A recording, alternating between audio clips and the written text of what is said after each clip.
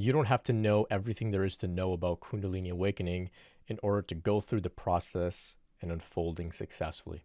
In fact, you can't know everything, and you will never get down to the bottom of it. Kundalini awakening is a mysterious and wondrous process. It is beyond our full comprehension as human beings with our intellectual minds. Our society's obsession with knowledge is useful in other spheres, but when it comes to the Kundalini process, the obsession with knowledge can and often does become a distraction and a hindrance on the journey. In our society, we praise the intellect. We measure each other based on, how much we know. What school did you go to? What degrees do you have? And so on. This has been programmed into us since our days in the school classroom. We were, to varying degrees, competing with each other about who knew the most, right? And we were told the smarter you were, the more knowledge you have, the more money you'll make, and the more happier you'll be. But of course, once we leave school, we enter the real world, we realize that's not true at all. But still, that same programming, that attachment to knowledge runs very deep. Associating knowledge, intellectual knowledge, with happiness runs very, very deep. Okay. So I sometimes meet people who are going through Kundalini awakening, and for whatever reason, they've become completely obsessed with trying to intellectually understand every single little detail about what's going on with their Kundalini process. So they may have some mystical experience, and then they think, okay, well, earlier that month, I started taking a new supplement.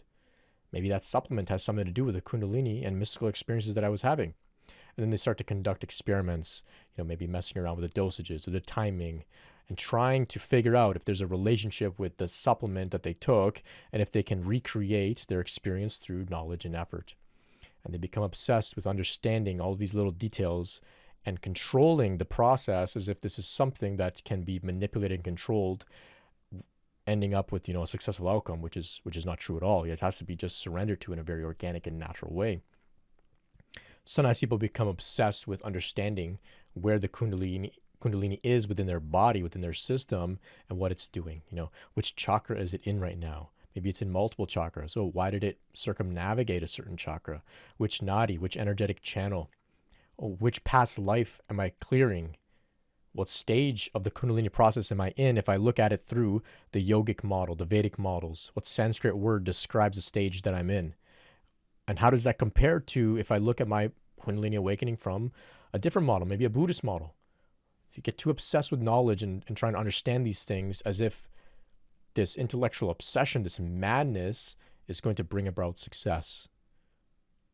But it won't. In fact, it actually delays the process because people end up in one spot spinning their wheels trying to understand what's happening. And this forceful, aggressive, very masculine, energetic approach to understanding everything actually causes the process to be delayed, difficult, stunted, etc.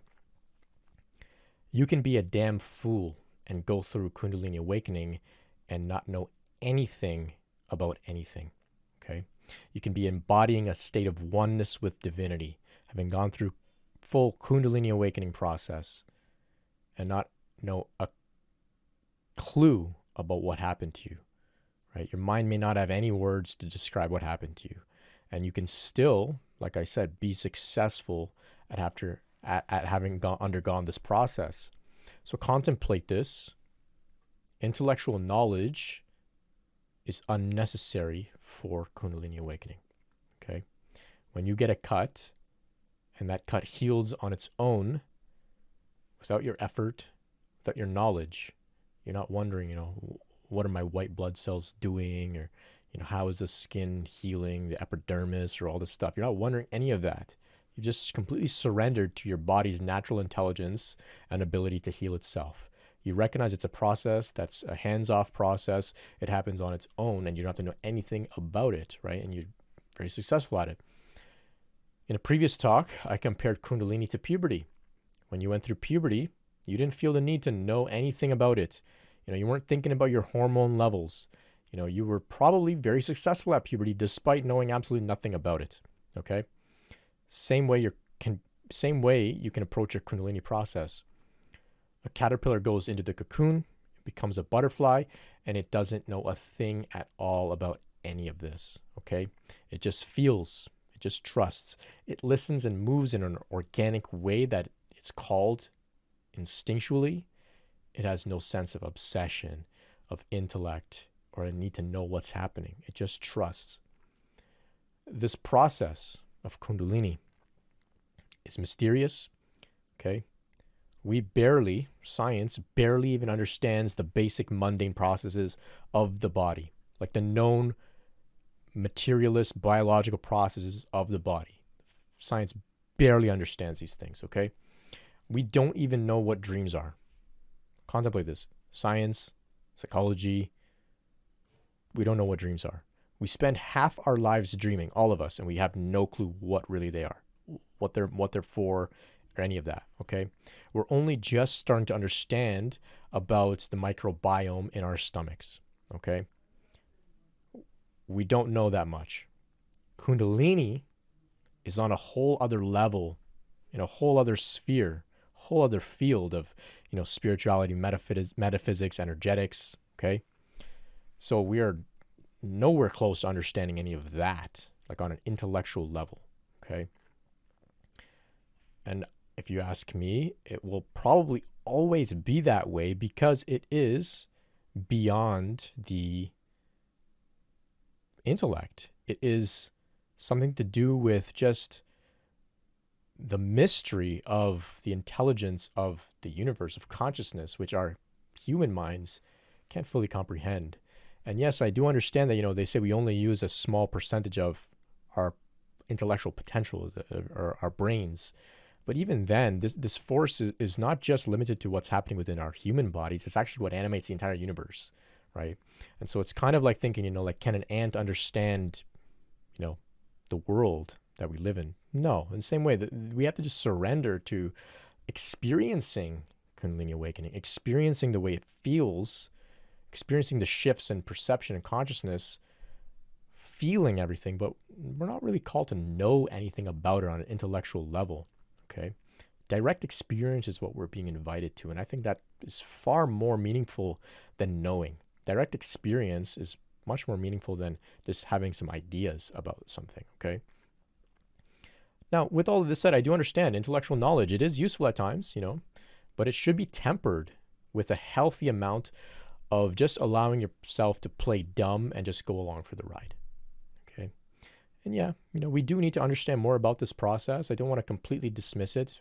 People are struggling with it or going through these awakenings in more and more faster ways, and more people are going through it. And yes, we do need to have some, roadmaps and some sort of grounded understanding of what this all means to a degree, okay? So I'm not here to dismiss this. There are certain questions that we have, which are reasonable and they're natural, to ask about this process. And I have these questions myself from time to time, and I do my best to also answer those questions for others who might approach me asking them about them. But it's not that I'm not focusing on solely trying to grasp this on an intellectual knowledge level. That's just a small piece of the puzzle, okay? So to address all of this, despite what I'm saying here, knowledge isn't that important. I do have hours and hours of content in which I'm talking about, how to navigate this process. I'm sharing knowledge about it. So I do understand this, but I just want to make sure that, you don't use this need to understand everything before making progress as a way to hold yourself back, right? Sometimes we'll say, oh no, I can't move ahead until I understand everything about the chakras. I can't start meditating until I understand everything about meditation. Then I'll begin, right? It doesn't work like that. Or even like I was saying with the supplements, people, these supplements may have some effect on the way that the body goes through this process. But if you're going to, become a supplement expert prior to becoming a Kundalini experiencer, like fully experiencing the process, well, you're holding yourself back, okay? My work here, like on my channel, my podcast, this series, I don't really go into detail about, all the little minutiae about the spiritual awakening journey. Like I said, I don't know much about the chakras and the nadis. I don't know much about any of this. I mostly share that, the answers are already within you on an intuitive level, not a knowledge mind-based level, but on an intuitive level, and I share that you can surrender and relax into the process. I don't really share much knowledge because I don't know that much. It's not even that I know a lot of stuff and I'm holding it back. Quite literally, I don't know that much. I just have an intuitive feeling about this, that I can trust this process in a natural way, just like how we went through puberty, just like how I digest food, just like how my body heals cuts. It's all just natural, intuitive way. So in essence, what I'm doing here with this message is I'm not really trying to show you anything. I'm trying to just get you to drop the idea of needing that you need to understand. The insight's already there within you. The wisdom already knows. The innate wisdom already knows about this process. It's just that conditioning, like I mentioned, from being in the school. We're conditioned to think that we need to know in order to succeed, but we don't. I like to think of it like this journey. I'm just a passenger in the car. I can afford to look out the window, maybe take a nap. I can enjoy the ride. I don't need to worry about any of the technical details of the driving. I don't need to worry about the RPMs or the oil change or the wipers. I don't need to worry about any of that stuff, right? I can just relax, trust in the intelligence of the body to carry this process forward. Okay. So I invite you to consider this invitation to give yourself permission to be a fool sometimes. Okay. Surrender to the mystery of the Kundalini awakening process in the same way that a caterpillar surrenders to the mystery of the cocoon. It doesn't know what's going to happen, but it just surrenders and trusts. In the same way, surrender to this process. Allow it to just unfold in an organic way and get out of your own way. Okay. So if this message has been meaningful for you today, visit brentspirit.com for more free content just like this, to contact me with any questions about your Kundalini process, or to make a donation to support me and this work. Until next time, much love and peace.